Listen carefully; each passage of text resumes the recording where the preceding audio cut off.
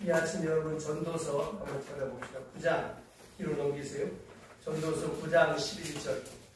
제가 자주 말씀드렸던 말씀입니다.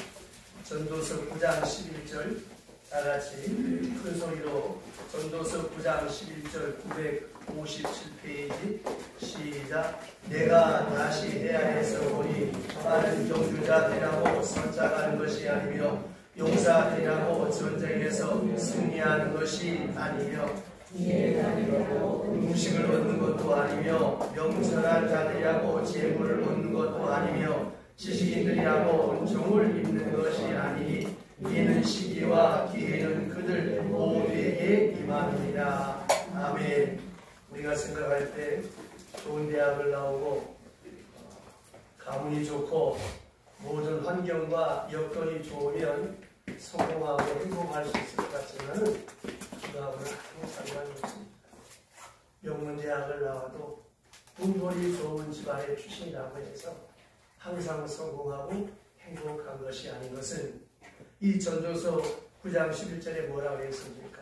내가 해안에서 보니 달리기 잘하는 사람이라고 해서 항상 먼저 선창하는 게 아니고 또 뛰어난 장수라고 해서 전쟁에 승리하는 것이 아니고 아무리 머리가 좋은 지혜자라고 해도 항상 식물을 얻는 것이 아니고 명철자라고 해서 항상 재물을 얻는 것도 아니고 그리고 지식인이라고 해서 항상 종을 입는 것이 아니라 그 이유는 무엇인가? 시기와 때. 오늘 주신 말씀은 전도서에 있는 말씀인데 이 말씀을 자세히 살펴보면 우리들이 생각지 않고 살아가다가 무심결에 듣는 말씀처럼 들려지기도 하지만 이 말씀을 보면 정신을 확 깨우는 그런 말씀들로 기록되어져 있습니다. 그 이유는 이 전도서를 기록한 사람이 솔로몬이기 때문에 그렇습니다. 그가 빈핍하고 천박하고 무명의 사람이었으면 아마 이 말씀은 아무 의미가 없었습니다. 그러나 그는 어린 시절 왕이 되면서부터 태평생 평대를 누리고 한평생의 삶을 뒤돌아보면서 그가 종말론적으로 고백한 삶의 내용이 바로 이 전도서에 있습니다. 이 전도서에서 주시는 말씀 중에 하나가 무엇인가 하면 세상 만사는 다 때가 있다고 하는 것입니다. 내 마음대로, 내 뜻대로 안 되기 때문에 우리가 사는 세상에 눈물이 있고 아픔이 있고 한숨이 있고 절망이 있는 것입니다. 생각해 보세요. 누구는 뭐 공부 잘하고 싶지 않아요? 누구는 뭐 명문대 안 가고 싶습니까? 누구는 뭐 사업에서 성공하고 싶지 않은 사람이 어디 있습니까? 내 뜻대로 안 된다는 거예요. 1절 보세요. 전도서 3장 1절에 보시면 범사에 기한이 있고 천하 만사에 다 때가 있다고 했습니다. 이 때를 설명하는데 1절로부터 8절까지 보면 14가지 사례를 들어서 우리에게 말씀하고 있습니다. 이 사례는 우리 주변에서도 오늘도 내일도 어제도 계속 일어나고 있는 일련의 사례들을 말씀하고 있습니다. 오늘 주신 말씀에 보면 사람은 태어날 때가 있고 죽을 때가 있고 사람을 죽일 때가 있고 살려낼 때가 있고 사람이 울 때가 있고 웃을 때가 있고 그렇죠. 모든 것은 그렇게 운행되어집니다. 슬퍼할 때가 있고 기뻐할 때가 있다. 사람을 가까이 할 때가 있고 멀리 할 때가 있고 찢을 때가 있고 찢은 것을 깨밀 때가 있고 침묵할 때가 있고 말할 때가 있고 살아갈 때가 있고 사람을 멀리 할 때가 있고 평화할 때가 있고 전쟁할 때가 있다. 여기서 주시는 때는 무엇을 말하겠습니까?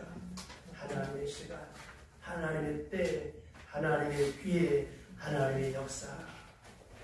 이 세상 만물 모든 것이 다 때가 있는데 세상 사람들, 예수 안 믿는 사람들 이걸 가르쳐서 뭐라 그럽니까? 재수가 좋았다. 운이 좋았다. 그럼 생각해 보세요. 그 재수 좋은 거, 운 좋은 거 내 마음대로 할 수 있습니까? 하나님의 손에 있는 줄로 믿으시기를 바랍니다. 그래서 오늘 이 본문이 우리에게 질문하시기를 이 모든 것이 움직여지는데 이것이 결코 우연이 아니라고 하는 것입니다. 우연이 아니라고.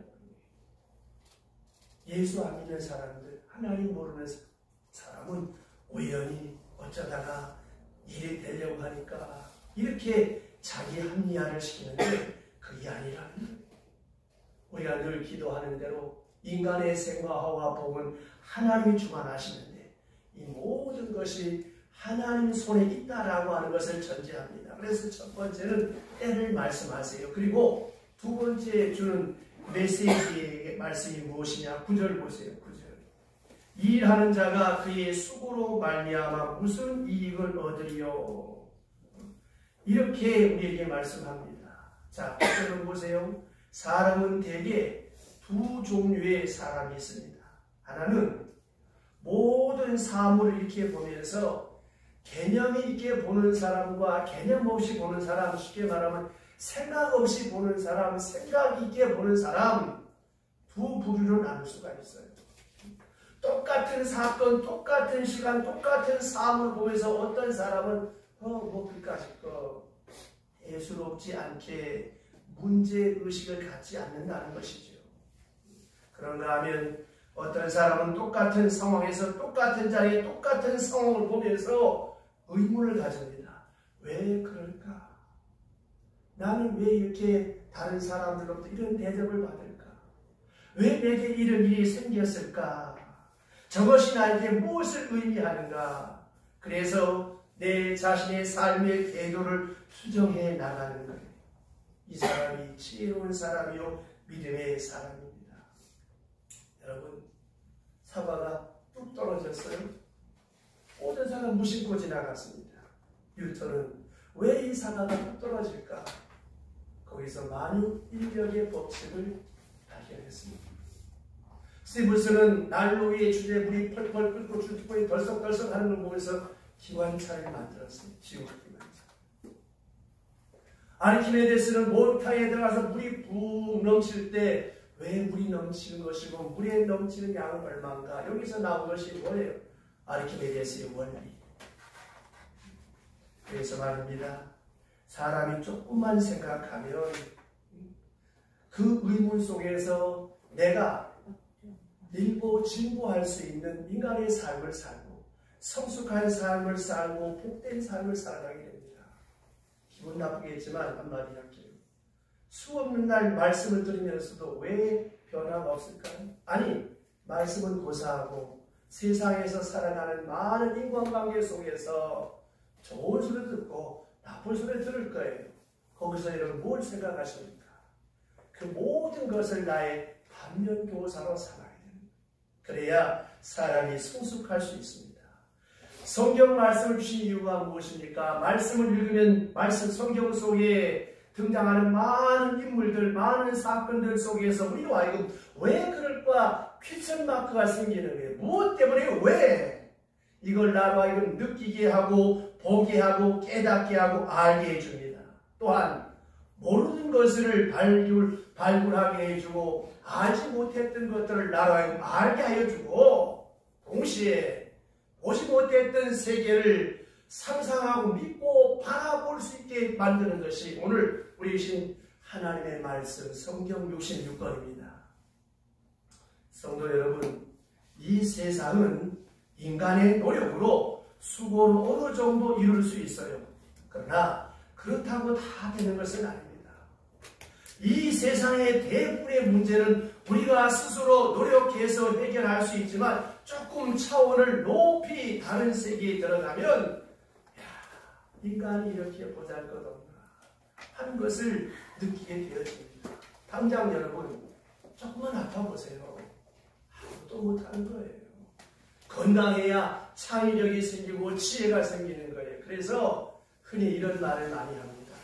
영력과 지력과 체력, 그 중에 으뜸은 체력이다. 몸이 피곤하면 기도가 안 돼요. 몸이 피곤하면 책을 볼 수가 없어요. 몸이 피곤하면 일을 할 수가 없어요. 정년이 왜 있습니까? 이제 나이가 60을 넘어가니까 그걸 뼈저리게 느끼겠더라고요. 여러분, 사람의 몸은 어쩔 수가 없는 것입니다. 한계가 있어요. 한때 적극적인 사고하면 된다 하면서 밀어붙였는데 그건 굉장히 교만한 말입니다. 할 수 있는 것이 없고 해도 안 되는 것이 있어요. 이거를 고백하게 될 때 하나님을 찾게 되고 하나님을 신뢰하게 되고 하나님을 의지하게 되는 것입니다. 아무리 여러분이 위생을 지키고 건강검진을 하고 운동을 해도 우리의 여러분 육체가 쇠하는 것과 병드는 거 막을 수가 없어요. 여러분 왜 돈 많은 재벌들이 죽습니까? 안 죽어야죠. 오래전에 돌아가신 이병철 회장께서는 일본에서 무공의 채소만 수입해서 드셨어요. 다 가잖아요. 한계가 있다는 것입니다. 이 세상 모든 것은 한계가 있고 변화합니다. 상황이 똑같지 않아요. 우리가 살아가는 이 상황 속에서 한편에서는 평안이 있고 은혜가 있고 형통이 있어요. 그러나 그것만이 다가 아닙니다. 옆에는 실패가 있고 낙심이 있고 눈물이 있어요. 이 두 상황이 항상 존재합니다. 여러분이 살아가는 삶의 터전을 보세요. 한쪽에는 아이가 태어나, 한쪽에는 아이가 커서 결혼을 해, 한쪽에서는 오래 살아서 이제 팔순잔치를 해, 또 한쪽에서는 다 살았다고 장례식을 해. 이 생로병사의 우리의 삶을 생각해 보세요. 우리에게 웃을 때가 있고 탄식할 때가 있고 눈물이 있고 한편에 기쁨이 있는 것입니다. 그리고 이 생로병사는 계속 진행되어지는 것입니다. 문제는 이런 사안을 내가 내 스스로 선택할 수 없다고 하는 데 문제가 있습니다. 여러분들 여러분 슬픔을 택하고 싶고 망하고 싶고 불행해지고 싶은 사람이 어디 있습니까? 내가 선택해서 기뻐하고 내가 선택해서 형통하고 내가 실패하고 내가 오래 살게 하고 이런 일이 우리에게는 권한이 없다는 거예요. 오늘 주신 말씀에서 우리에게 주시고자 하는 메시지가 무엇입니까? 인간에게는 이런 능력이 없다. 이거를 강조하고 있습니다. 그래서 인간사 모든 일은 궁극적으로 하나님의 경륜과 섭리와 뜻 가운데 진행되어지고 있다라고 하는 것을 우리에게 말씀하고 있습니다. 그 다음 세 번째 이 지혜가 관찰한 것이 무엇인가? 10절 보세요. 10절 보시면 내가 보아노라. 뭘 봤냐는 말이 내가 이 세상 돌아가는 모든 이치를 이렇게 살펴보았다라고 하는 말입니다. 살펴본 결과 결론이 무엇이냐? 그것은 헛수고뿐이다. 이것이 전도서를 기록한 솔로몬의 목적입니다. 서두에 말씀드렸던 것처럼 솔로몬은 어린 시절 왕이 되었습니다. 그리고 그는 아버지 다윗의 뒤를 이어서 이 나라를 부국강병으로 태평성대로 이루면서 그는 성공도 경험했고 실패도 경험했고 인생의 희락과 즐거움과 영화와 경험을 모든 것을 다 경험했습니다. 그리고 깨달았고 알게 된 것이 무엇이냐? 결론이 헛되고 헛되니라. 그래서 오늘 주신 이 말씀을 읽는 오늘의 성도들의 두 가지 삶을 우리에게 촉구하고 있습니다. 하나가 무엇인가 하면 12절 말씀, 12절부터 13절 다 같이 큰 소리로 전도서 3장 12절로부터 13절 시작. 사람들이 사는 동안에 기뻐하며 선을 행하는 것보다 더 나은 것이 없는 줄 내가 알았고 사람마다 먹고 마시는 것과 수고함으로 낙을 누리는 그것이 하나님의 선물인 줄 또한 알았도다. 아멘. 세상 살아가면서 기뻐하고 선을 행하라고 하는 것입니다. 하늘이 주는 것을 기쁨으로 먹고 마셔라. 그리고 수고하라. 왜 이 말씀을 주셨을까요? 이것은 하나님이 주신 것이니까.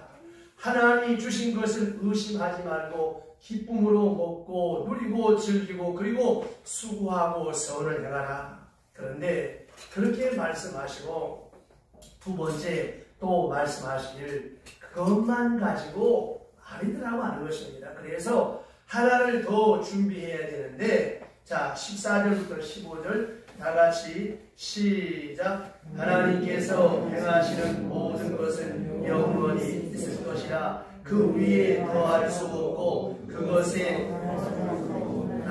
하나님이 이같이 행하심은 사람들이 그의 앞에서 경외하게 하려 하시는 줄 내가 알았도다. 이때 있는 것이 옛적에 있었고 장래에 있을 것도 옛적에 있었나니 하나님은 이미 지난 것을 다시 찾으시느니라. 아멘. 이 14절 15절에 보면 하나님을 두려워하라. 내가 깨달은 게 있고 내가 경험했다. 결과적으로 깨달은 것은 허무밖에 없다. 인생의 향락을 누려보고 수많은 처첩들과 살아보고 부귀와 영화를 누리고 옥자에 앉아 보았지만 남는 것은 헛된 것뿐이다. 그렇기 때문에 하나님을 두려워해야 되겠다. 그래서 이 두 가지를 우리에게 말씀합니다.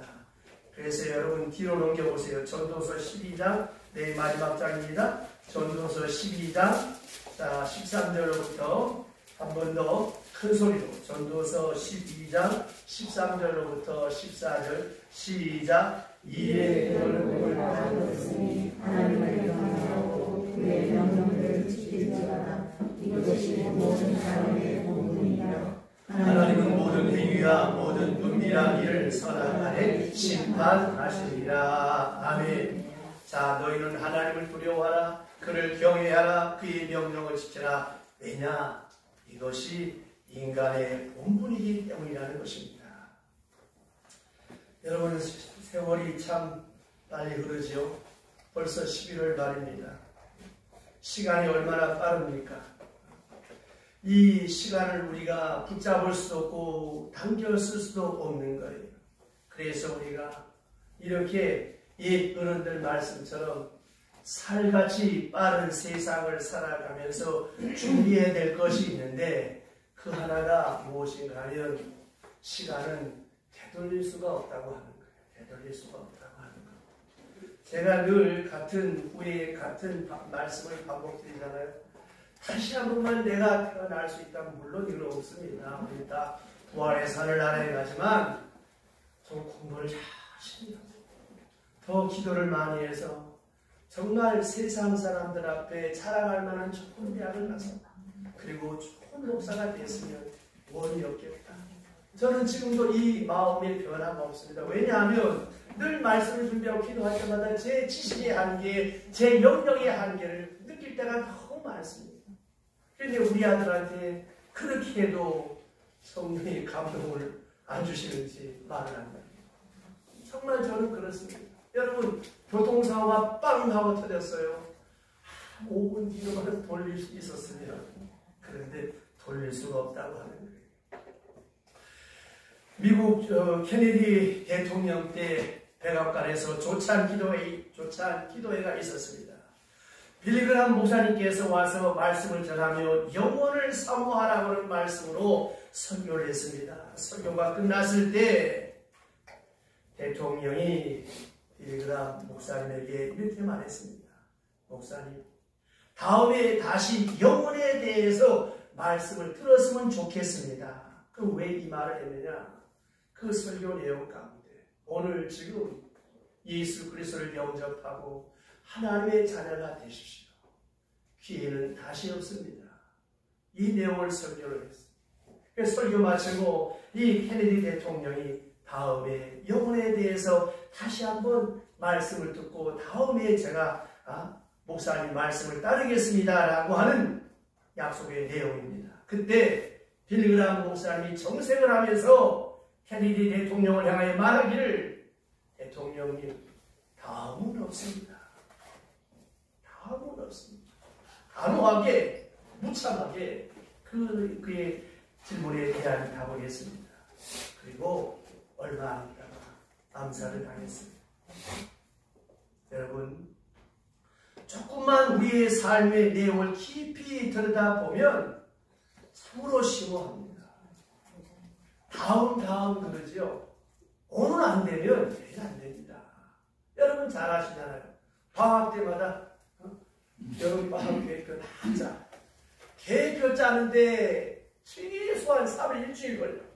딱 짜놓고 이제 붙여놔. 내일부터. 여러분, 기회라고 하는 것은 항상 우리 앞에 있는 것이 아닙니다. 그리고 그 기회가 지나가고 나면 돌이킬 수가 없는 거예요. 또 하나, 시간은 지나가면 지나갈수록 우리에게서 가지고 있는 소중한 것들을 빼앗아갑니다. 보세요. 젊음을 빼앗아가죠. 그 탱탱하고 예뻤던 피부가 자꾸 늘어지죠. 기억력을 빼앗아가죠. 꼿꼿했던 허리가 약해지죠. 굽어지죠. 활기찬 발걸음이 느려지게 만들죠. 참신했던 힘, 능력있던 힘이 점점 쇠하여지죠. 시간이 지나면 하나씩 하나씩 내가 원치 않게 다 빠져나갑니다. 나이 들면서 제일 먼저 변하는 게 뭐예요? 피부예요. 아무리 가꾸고 뭘 하고 보톡스를 맞고 뭘 태가 어쩌고 저쩌고 하는데 내 잘 모르지만 그래 본들 막을 수가 없는 거예요. 옛날 한시대에 보면 늙는 길을 막으려고 한쪽에 막대기를 들고 한쪽에 가시를 들었더니 백발이 제 먼저 알고 지름길로 찾아오더라 하는 시가 있습니다. 시간은 자꾸 지나가는 거예요. 시간은 우리가 가지고 있는 자본들, 장점들, 능력, 기억력, 건강, 힘, 에너지를 다 빼앗아갑니다. 그것뿐입니까? 그래서 세 번째로 준비해야 될 것이 무엇이냐? 11절 보세요. 11절 다 같이 전도서 3장 11절 큰소리 한 번 더 시작. 하나님이 모든 것을 지으시되 때를 따라 아름답게 하셨고 모든 사람들이 영원을 사모하는 마음을 주셨느니라. 그러나 하나님이 하시는 일에 신종을 사람으로 측량할 수 없게 하셨다. 11절에 뭐라 그랬어요? 그래서 하나님은 사람들의 영혼을 사모하는 마음을 주셨다. 영혼을 사모하는 마음. 이게 하나님의 선물입니다. 하나님은 세상에 다른 것도 주셨지만 더 소중한 것은 인간에게 영혼을 사모하는, 영혼의 세계를 바라보는, 하나님의 능력을 사모하는, 하나님의 세계를 사모하는 능력을 주셨다고 하는 것입니다. 이것은 여러분 예수를 믿는 사람이나 안 믿는 사람이나 다 똑같습니다. 왜냐하면 하나님의 피조물이기 때문에 그렇고, 또 하나는 우리 속에 하나님의 형상이 있기 때문에 사람 누구나 영원한 삶을 지향하고 싶은 거예요. 오늘 밤에 강도가 들어와서 너 죽인다고 하면 뭐 때문에 겁이 납니까? 죽음이 왜 겁나는 거예요? 죽음은 끝인데, 끝이라고 한다면, 그러나 성경 히브리서 9장 7절에 사람에게 한 번 죽는 것은 정한 일이요 후에는 하나님의 심판입니다. 그래서 예수를 믿으나 안 믿으나 이 심판에 대해서 두려워하기 때문에 죽음을 무서워하면서 영혼을 사모하는 것입니다. 이것이 하나님 인간에 계신 축복입니다. 오직 피조물 가운데 인간에게만 영혼을 사모하는 마음을 주었습니다. 성경은 우리에게 하나님의 나라를, 영원한 세계를 약속하셨어요. 예수님은 천국을 약속하셨습니다. 내가 길이요 진리요 생명이다. 나를 통하지 않고는 아버지께로 하나님 나라로 천국의 영원한 세계, 영적 나라의 영원한 세계를 소유할 수 없다고 그렇게 말씀하셨어요. 그래서 예수님은 현재의 시간과 영원의 세계를 이어주는 증거다리가 되었습니다. 그래서 그 주님이 나의 주님이고 예수님이 나의 구세주가 되었다고 하는 것이죠. 그래서 우리는 이렇게 인생을 살고 인생이 깊어지고 노년에 이렇게 들어가면서 그냥 사는 것 같지만 그냥 살면 사람이 취해집니다. 그래서 여러분 장년기 후의 삶에는 두 가지를 준비해야 돼요. 하나가 노화를 준비하는 것입니다. 요즘 안티에이징이라고 해서 이 노화를 준비하는데 이 장년기 이후에 가는 길이 두 길이 있어요. 하나가 어둠의 길이고 하나가 빛의 길이 있습니다. 어둠의 길은 노력하지 않아도 자연적으로 그렇게 되져요. 자, 노년이 되면 따돌림을 받아요. 사회로부터, 가족 공동체로부터, 사회 공동체로부터 심리적으로, 정신적으로 소외감을 당하고 따돌림을 받게 되어 있습니다. 고립감을 느끼고 고독해집니다. 노력하지 않으면 외롭고 고독한 이 고립감에서 헤어나지 못합니다. 이게 참 무서운 것입니다. 그래서 조금 더 노력해가지고 어떤 길로 가야 되는가 하면 빛의 길로 가야 되는 거예요. 노년에 아주 필히 노력해야 합니다. 뭘 노력해야 되겠습니까? 영성훈련을 통해서 현재의 삶을 긍정적 영향을 받게 해가지고 나를 극복하는 거예요. 여러분, 장명기 이후가 되어지면 여러분, 내가 하고 싶은 거, 내가 이루고 싶은 거 마음은 간절한데 그게 되질 않는 거예요. 여러분, 노년이 되면서 되고 싶어서 아이가 되고 자연적으로 정서적으로 뭐가 이렇게 되는 것이 아닙니다. 오히려 잃어버렸기 때문에 시간이 흐르면서 내 소중한 것들이 소진되어져 버렸기 때문에 자꾸만 소극적이 되어지고 외로움을 타고 고독감을 느끼고 그래서 세상에 자꾸 집착하게 돼요. 세상에 집착하게 되면서 하나님에 대해서는 소극적이 되어지고 또 이기적이고 자기중심적인 것이 되어지고 또 노년이 되면 돈에 집착이 많아요. 그래서 자식들하고 자꾸 갈등을 유발하고 살아가는 삶의 주변에서 갈등을 유발하고 충돌하게 되는 거예요. 그래서 노력하고 애쓰지 않으면 자꾸만 이렇게 어두움의 길로 천박함으로 그리고 많은 사람들로부터 무시당하고 소외되는 거예요. 제가 늘 말씀드리잖아요. 인생은 언덕 위에 있는 수레바퀴와 같아서 앞으로 잡아 끌지 않으면 자동적으로 도태되는 겁니다. 자동적으로 어둠의 길로 빠져갈 수밖에 없는 거예요. 그래서 노년이 되면 이 세상적인 집착을 빨리 접고 축소하고 그럼 어떻게 되느냐? 하나님과의 대면의 시간, 하나님과의 친밀해질 수 있도록 노력을 해야 돼요. 이게 바로 여러분 경건 생활이고 예배 생활입니다. 이게 바로 빛으로 가는 길이에요. 그래서 자꾸 왜소해지는 자기 자신을 극복하고 우울해지는 것이 치유되어지고 자꾸 질병에서부터 많은 도전을 받지만 질병에서 치유되고 소외되면서 다시 해방될 수 있는 길이 무엇이냐? 하나님과의 친밀함, 예배생활, 경건생활. 이것이 바로 우리가 하늘나라 가기 위한 장명기 이후의 삶을 준비하는 지혜자의 삶입니다. 여러분, 기도하세요. 하나님, 나 마지막까지 기도하다가 하나님 앞에 가게 해주시고 다른 사람 부축받지 않고 도움받지 않게 해주시고 끝까지 베푸는 사람으로 살다 가게 해주세요. 기도하세요. 기도하세요. 안 그러면 여러분 죄송합니다. 왜 어려운 거예요? 자식들이 짐이 되는 거예요.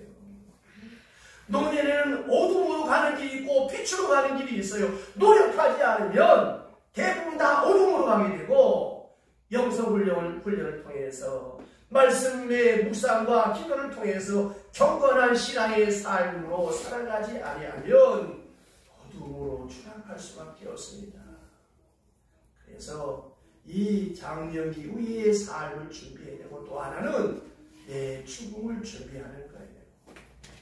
근데 저번에도 말씀드렸죠. 내 자신을 위해서 내 스스로 한번 조사를 써보라고. 내가 어떻게 인생을 살았고 내 죽음 앞에서 다른 사람들이 나를 향하여 뭐라고 말할 것인가 스스로 조사를 한번 써보세요. 죽음은 노인들에게만 있는 것이 아닙니다. 젊은 사람도 얼마든지 오늘 세상을 떠날 수 있어요. 그래서 사람들이 죽음을 두려워하는 것입니다. 그런데 그리스도 안에 살아가는 신앙인들은 이 죽음조차도 자연스럽게 기쁨으로 받아들일 수 있는 것이 은혜의 죽음입니다. 왜? 죽음은 끝이 아니기 때문에.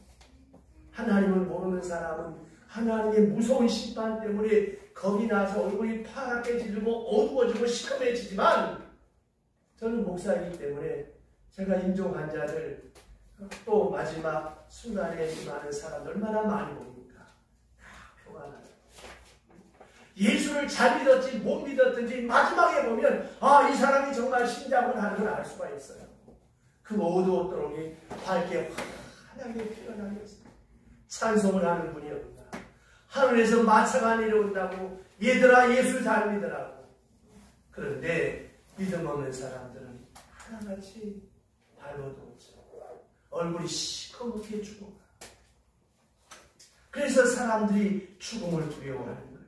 그러나 우리는 죽음은 인생의 모든 수고와 고통과 슬픔과 아픔과 질병과 고뇌를 다 먹고 질병도 없고 슬픔도 없고 아픔도 없고 애씀도 없고 땀 흘림도 없는 그 하늘나라에서 주님과 함께 영원히 사는 시간이기 때문에 죽음은 하나의 관문이기 때문에 우리는 장례식 때 노래를 하잖아요. 이수와 믿는 사람이 미쳤다 하겠죠. 그래서 김한란 박사님은 내 장례식에 부고장 돌리지 말고 축하 카드를 보내요. 그리고 장성곡 부르지 말고 기쁜 노래 부르라고. 정말 그렇습니다. 우리는 그날 아침 그 시간을 바라보며 살기에 죽음을 두려워하지 않는 것입니다. 그래서 말입니다. 노년이 되어서 강화해야 될 점이 무엇인가 하면 나는 하나님의 자녀라고 하는 이 점을 강화시키는 것이고, 나는 하나님의 자녀고 하나님의 은혜 입은 존재요 하나님의 불도 없는 백성이다. 죽음은 막 끊어지고 없어지는 것이 아니라 죽은 다음에 얼굴과 얼굴을 대하면서 하나님을 만나는 통로가 죽음이요 하나님과 함께 사는 영원한 생명의 시작이 죽음이기 때문에 이것을 기쁨으로 감사함으로 받아들이는 것이죠. 그래서 우리는 노래하고 찬송하는 것입니다.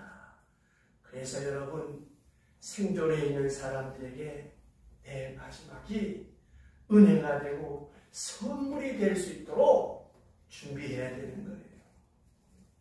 정말로 나의 죽음이 자손들에게 선물이 될 수 있도록 멋있는 죽음.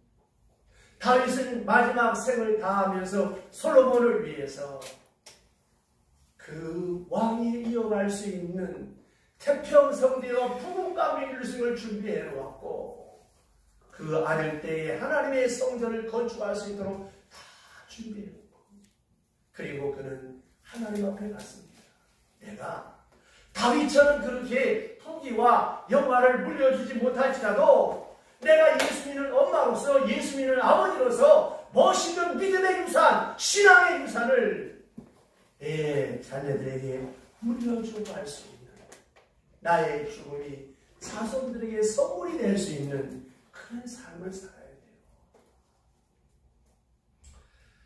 우리나라에 잘 나가는 CEO들, 그리고 큰 교회에 목회하는 목사님들, 또 이런 날 몇몇 사람들을 조사해 보니까 그 가운데 70%가 크리스찬이고, 그 크리스찬 가정 중에서 그 사람들의 조상들을 조사해 보니까 거의가 다 순교자, 교회를 위해서 희생하고 헌신한 사람, 많이 베풀고 많이 심은 사람.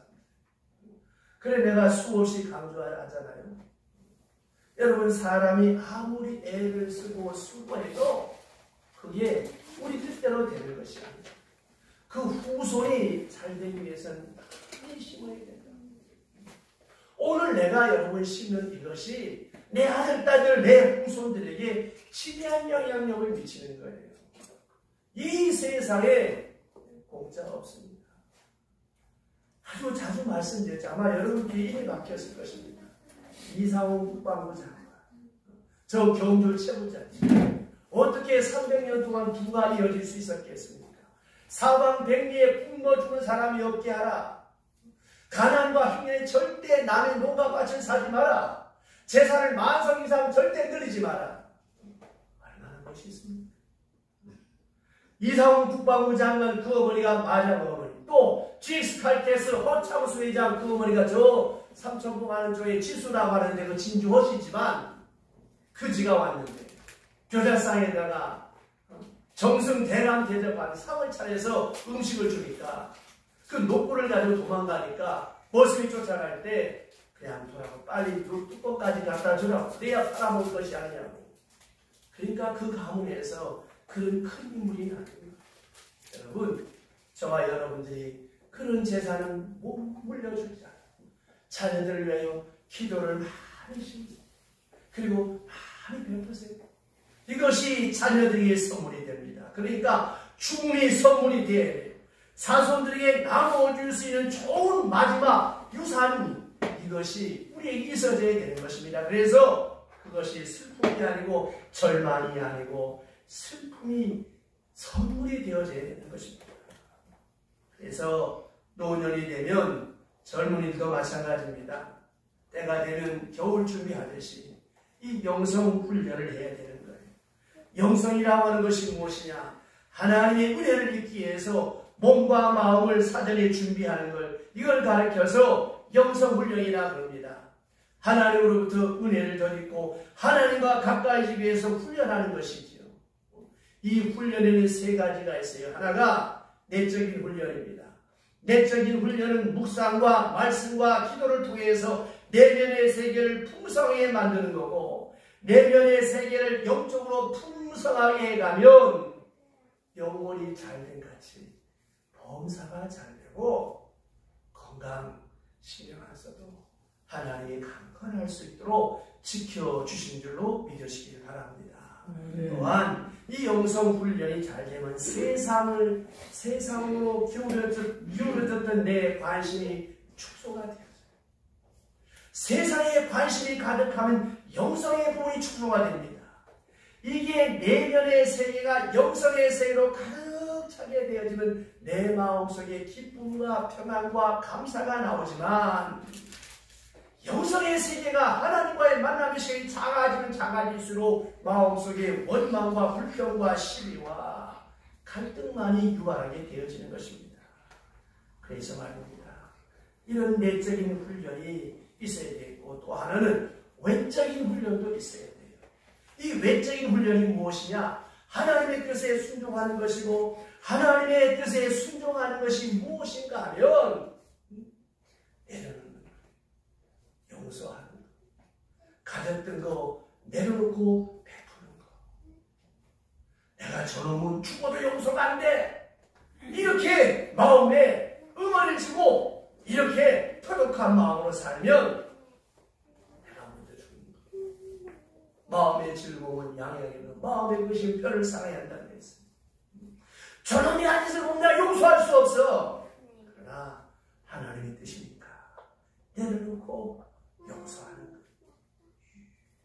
그럴 때 마음의 평화가 주어지고 자유가 주어집니다. 제가 자주 그런 얘기했죠. 우리 아이들에게 직장 생활하다가 동료들과 직장 상사와 커플이 되었습니다. 점심 먹고 오면서 유아들 과장님, 대리님 커피 한잔 하시죠. 주문하면 내 마음 내가 사는 원수를 사랑하라. 누구를 위해? 원수를 위해 천만에 말씀니다. 내가 그를 사랑하고 용서할 때 내게 자유가 주고 평안이 주어지는 것입니다. 그래서 말입니다. 용서하기. 또 그렇게 애지중지 벌어모았던 거 나누어주고 베풀어주고 꼭 움켜쥐고 있던 것들을 어느 날 다 터뜨려서 내려놓으면 여기에서 무엇이 찾아오냐? 평안이 찾아와요. 안정이 찾아와요. 조화가 찾아와요. 기쁨이 찾아와요. 평안이 찾아옵니다. 이게 바로 영적인 축복이죠. 물질에 대한 집착을 내려놓고 원망을 내려놓고 불평을 내려놓고 미움을 내려놓고, 그리고 기억해야 될 것이 무엇이냐? 지난 날을 이렇게 돌아보면서 수치스러웠던 것, 부끄러웠던 것 회개하고 악화되었던 관계 털고 다 지워나가는 거예요. 그래서 마지막 때 종말의 때 다 지우고 홀가분한 마음으로 새로워진 모습으로 관계를 다 회복하고 털어내고 욕심과 세속적인 것 다 버리고 내 인생에 주어졌던 오점들 다 회개하고 다 너그럽게 다 털어버리고 홀가분한 마음으로 나를 만들어갈 때 거기에 성숙함과 세 번째가 무엇이냐? 공동체 훈련입니다. 우리가 살아가면서 다 공동체 속에 속해 있어요. 부부가 함께 사는 것도 공동체고, 가족이 자식들과 함께 살아가는 그것도 다 공동체입니다. 이렇게 더불어 함께 조화를 이루며 협력하며 도와가며 살아가야 되는 거예요. 부부간에 함께 더불어 조화 있게 살아가는 것도 훈련하는 것이고, 자녀들에게 막 불평하던 것들도 이걸 다 극복해서 자식들 앞에, 교회 공동체 앞에서 덕스럽고 경건하고 멋있는 성도의 모습을 만들어서 내 주변 사람들이 나를 보면서 하나님을 생각할 수 있고, 야, 역시 교회 다니는 사람이 다르구나. 이런 모습을 우리가 세상에 남겨놔야죠. 그래서 말입니다. 인생의 나이테가 더해갈수록 지혜를 많이 해야 됩니다. 어떤 지혜일까요? 못 들은 척, 모른 척. 이게 참 중요합니다. 안 들은 척. 이 하나님께서 이 노년에 가면 사람들로 하여금 기능을 약화되도록 그렇게 만들었어요. 그래서 척하도록, 그래서 귀를 어둡게 하셔요. 못 들은 척. 주변 사람이 나한테 무슨 얘기하나, 며느리들이 나한테 무슨 얘기하나 궁금해할 필요 없어요.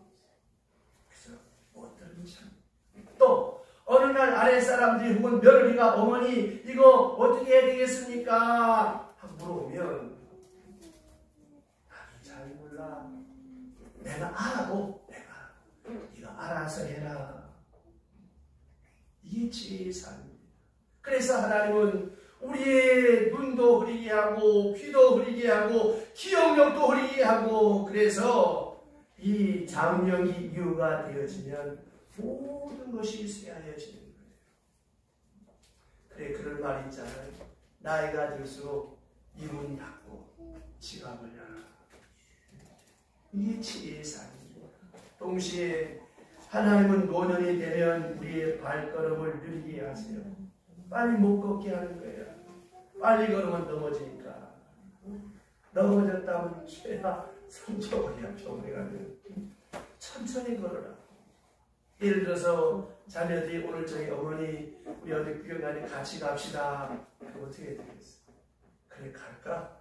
그러면 안 돼. 얘들끼리 가. 그럼 되게 좋아해. 그렇다고 해서 젊은 사람들이 또 그런가 보다 하면 안 돼. 그래도 어머니 같이 가시죠. 한 10번쯤 하면 한 번 가고, 허구한 날 따라가면 조합 사람이 아무도 없어요. 여러분, 우리의 삶이 항상 젊고 패기 있고 지혜 있고 아름다운 것이 아닙니다. 오늘 주신 말씀을 보세요. 오늘 주신 말씀의 때를 말씀합니다. 어느 때냐 하면 하나님의 때예요. 태어날 때가 있고 죽을 때가 있고 웃을 때가 있고 울 때가 있고 앉을 때가 있고 일어날 때가 있고 멀리 할 때가 있고 멀리 했던 것을 가까이 할 때가 있고 울 때가 있고 기뻐할 때가 있다. 이 말씀 우리는 그때를 생각하는 거예요. 이때는 하나님께 속한 거예요.